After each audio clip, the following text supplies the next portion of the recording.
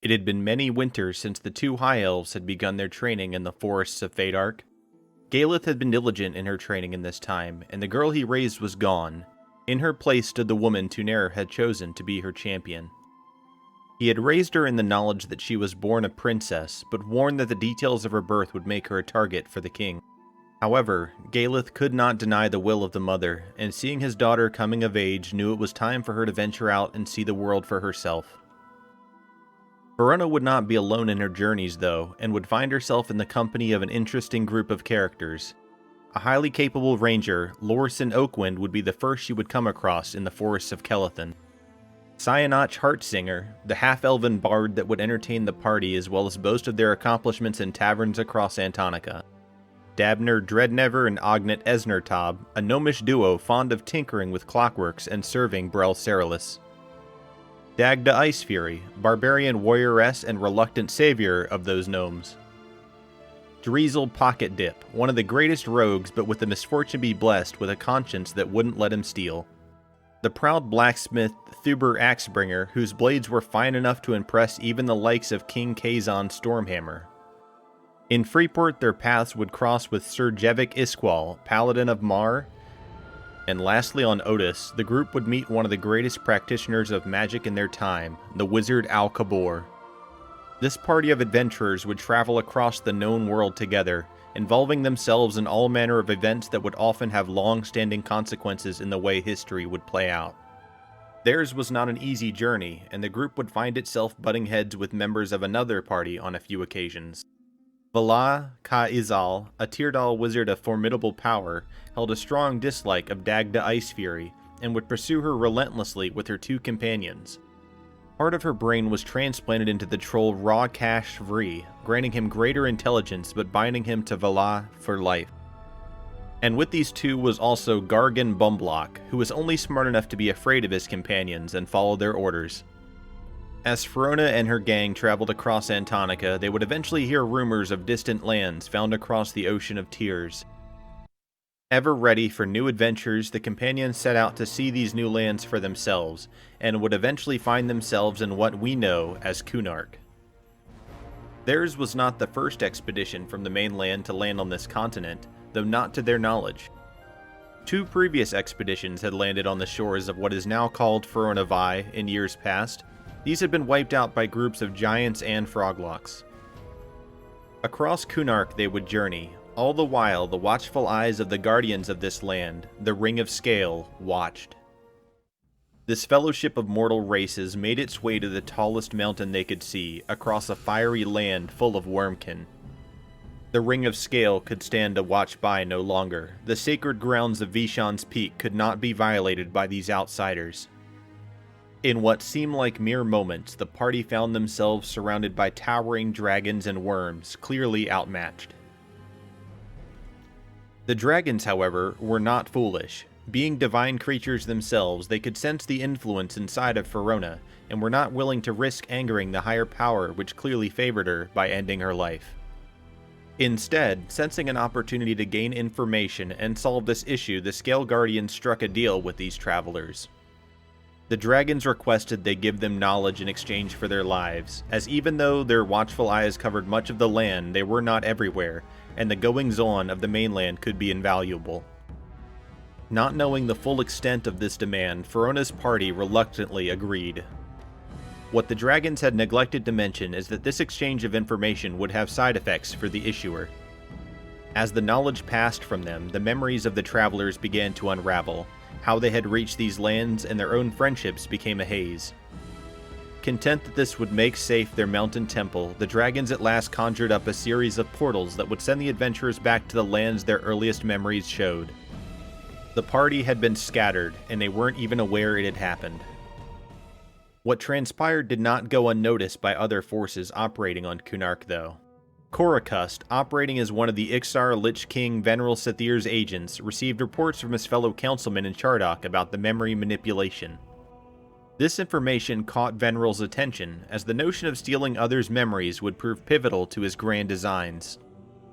Not knowing where the travelers had ended up, Veneral had no choice but to bide his time and keep his scouts searching for what had become of them. Her memory was a fog, but Firiona Vie found herself in familiar surroundings. She was back amongst the trees of Feadark and could at least recall where she called home. Looking up from the campfire, a smile beamed across Galeth's face as he saw his protege approaching. He quickly noticed, however, that something in Firiona had changed, that while she saw him, it was like she was looking at a stranger. Galeth welcomed Firiona back, trying to mask the worry that gripped him. He had seen many arcane maladies over the years, but knew not how to undo what bound her mind. Luckily, as years went on, Firiona's memories were slowly coming back to her, though that of her recent travelers remained locked behind some invisible barrier. It would be roughly 10 years later that a messenger bearing word of war would cross her and Galeth's path. While the armies of Lanys were growing, Kunark was readying her chosen to save her people. She knew the time had come for Firiona to lead the Kithicor against the growing threat on Antonica, and for that she would need to face the king. In a dream, Kunark spoke to Galeth, telling him it was time for the High Elves to meet the royal child, to seek the aid of the noble spirit Equestrial on their way. She then sent forth the spirit of the departed Queen Alicia to King Tyrus during a great banquet at Felwith. The queen informed the terrified king that she had borne a daughter in secret and hidden her away from him, that this daughter would come to save his people and deliver them from the evil looming across the ocean. The ghostly queen then vanished as mysteriously as she had appeared. Tyrus, hearing word of this unknown daughter, stood up immediately and saw a trio approaching. He recognized his former advisor and protector Galeth Verideth immediately, but that was not what caught his eye. On Galeth's flank stood a tall high elven sword maiden, followed closely by the rumored unicorn Equestrial that roamed his lands. Galeth bowed to the king and simply stated, "Your Majesty, allow me to introduce your daughter, Firiona Vie." Lord Tethys and Carson McCabe of High Keep stared at each other with long faces as they stood at the council table. Gathered with them were the merchant lords representing Kinos, Eredin, Freeport, and Caledem. The merchant lords brought no good news from the respective cities to Tethys' dismay. Antonius Bale had sent word that Kinos would be unable to assist, as they feared attacks from the Bloodsabers or the Gnolls should their forces be stretched too thin. Freeport was in an ever-present civil war, with the Freeport militia and the Paladins of Mar vying for control over the city. Neither would be willing to give up ground to the other for this cause. The erudites of Otis would begin deliberations as to if they should get involved, but even should they elect to join in the defense, it would likely prove too late. As for the dwarves, King Kazon Stormhammer believed more in defending the shores of Butcherblock should High Keep fall. Their words left a bitter taste in Tethys' mouth. While his forces were divided, he knew that the combined might of the Tyrdahl was poised to be brought down upon him.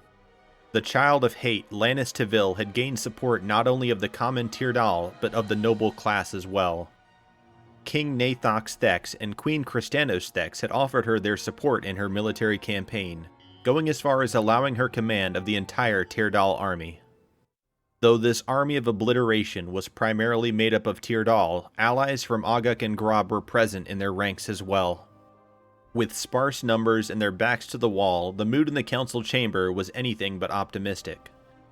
Lost in his thoughts, Tethys didn't notice that two strangers had been escorted into the council chambers. "Perhaps you are not as alone as you think, my friends," said the taller stranger as they lowered the hood from their cloak. A smile beamed across Tethys' face as he laid eyes upon his old friend, Galeth Verideth. Galeth motioned towards his companion, "And this young lady is Firiona Vie, Paladin of Kunark and my finest student yet." Word of Firiona Vie had already reached the Lord of High Keep. The news of a lost princess travels quickly. Tethys, realizing he was in the presence of royalty, quickly bows his head, only to be met with Firiona's protest. "We come with the support of King Tyrus and the rest of the Kithicor." The council was overjoyed to hear that the entirety of the Paladins of Kunark was en route to help defend the gates of High Keep. Shortly after, a messenger entered the council chambers and whispered in Carson McCabe's ear. Word had spread amongst the adventurers of Norath, and many of those loyal to the Army of Light were volunteering to aid their cause. The balance of power had drastically changed, and Tethys now looked over his battle plans with cautious optimism. By the grace of Kunark, they just may have a chance. forces across Antonica were being readied for the oncoming conflict, for none knew when the army of obliteration would begin its march towards High Keep. The Teardal sought to drive a wedge between the cities of Kinos and Freeport, to have a position of strength in the centralmost part of Antonica. Lanys and Larthic had their own agenda as well. The stones found in the mine below the keep would allow them to channel power between the mortal realm and that of their god, Kunark. It was a rainy morning when the march would begin across the Commonlands. Their hordes were consuming fire, and platoons of Teardal crushed the small opposition forces that stood in their way. Leaving a rear guard behind, Lanys' army would enter Kithicor and begin to strategically spread out to cut off access from reinforcements. A detachment of 30 Teardal entered Rivervale and overwhelmed the halflings with little resistance, plundering what little wealth they had and securing their flank. Small pockets of heavier resistance would spring forth to ambush the approaching invaders, but try as they might, the sheer numbers of the Obliteration army was too much for this to stop it. Tethys, Galith, and Firiona waited at the foot of High Pass, the noise of battle becoming louder as it echoed through the trees. With them were the assembled forces of the Paladins of Tunair, as well as the brave adventurers who had volunteered to take up their cause. The ground shook with marching boots. Animals fled the forest in a panic stampede. The brunt of the army of obliteration had arrived at the doorstep of High Keep. Lord Tethys stared out at the army before him and saw the Child of Hate for the first time. Lanys Teville stood at the front of her forces, a grin across her face as she felt her victory close at hand. Tethys raised his mailed fist into the air and shouted a warning to the invaders. "By the grace of the Mother, you will be stopped, Child of Hate. Your cursed army shall go no further than where I stand." This proclamation was met with only laughter by Lanys, and the reply, "Old fool, you feel such hate for me, and in that I am glad. This only proves the strength of my father and his power. However, the hate you feel towards me is nothing compared to the sheer depths of hate I hold towards you and your kind. Prepare to feel the full power of the force that is hate itself." With these words, the final battle for High Keep would begin, and the armies of obliteration and light clashed. Lanys and Tethys quickly came to blows, her swords ringing out against his shield as he struggled under her relentless assault. The aged fighter eventually gave ground, and Lanys' blade struck his shoulder, causing him to lose his shield. In an attempt to stop the bleeding, Tethys whispered for aid from Tunair, and a blue glow healed his shoulder. Lanys did not let this opportunity slip by, though, and Tethys looked up just in time to see a channeled blast of magic spring forth from her fingertips. The magic caught Lord Tethys off guard. Stunned, he was unable to defend himself as Lanys struck a final blow, sending him into the embrace of the Great Mother. Firiona saw Tethys fall and rushed to his aid, only to find she was too late to save the Lord of High Keep. Wasting no time, Lanys sprung upon the Chosen of Tunair and began raining the same blows upon her that had brought down her previous victim. Firiona had spent her entire youth training under Galith, and she did not take her lessons lightly. Remaining calm, she parried the oncoming blows as the Child of Hate foamed at the mouth with rage consuming her. Elsewhere on the battlefield, Larthic and Galith were engaged in their own deadly dance. The two warriors were nearly identically skilled, both had seen their share of battle. Unfortunately for Galith, he was an old man, and Larthic's dark magics had allowed him to maintain a youthful body which his could not keep up with forever. Firiona began to notice the furious assault against her had begun to slow ever so slightly. In a motion, she deflected Lanys' attack and countered with a shield blow to the back of her head. It was the Chosen of Tunair's turn to be on the offensive. Dodging a deadly sword thrust, Lanys was being driven back by the force of Firiona's blows. The Great Mother was greatly displeased seeing the blood spilt in her forest, and Firiona seemed to grow in stature and strength as she continued her assault. Lanys had never been on the defensive this much, and her eyes, once a blaze of hate, were now filled with exhaustion. In desperation, she cried out to her mentor and protector Larthic for aid. Hearing her cry, Kashin was filled with rage, and in a single blow knocked Galith unconscious with the pommel of his sword. Larthic looked across the battlefield. What should have been the eve of the Teardal's victory was slipping away. Reaching into his cloak, Larthic produced the glowing blue sphere that had been discovered by Nergal. The orb glowed and pulsated, vibrating with energy. Holding the orb to the sky, Larthic cried out for aid. "Inaruk, in the name of Lanys Tevil, I beseech you, attend her!" And the energy inside the orb was released. In that moment, masters of the arcane across all of Norath felt a sense of dread. The very essence of the plane of hatred was reaching out and touching the mortal realm, their magic sensing a way to bridge the connection themselves. Those inside of Kithicor were feeling much more than dread. The screams of 10,000 damned souls filled the world as an immeasurable power opened a rift in the astral barrier. The fighting which had consumed the foothold of High Keep ceased as the hearts of all present were filled with the fear emanating through that rift. Larthic, orb in hand, was encased in a pillar of fire as the energies of Inaruk were channeled through him, tearing him apart. Lanys laughed as she was drawn into the rift, taken to the heart of hate and escaping the chosen of Tunair.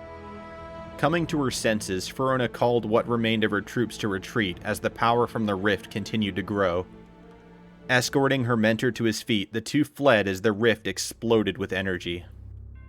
In only a moment, the presence of the Prince of Hate extinguished all life in Kithicor, and the battle would be over.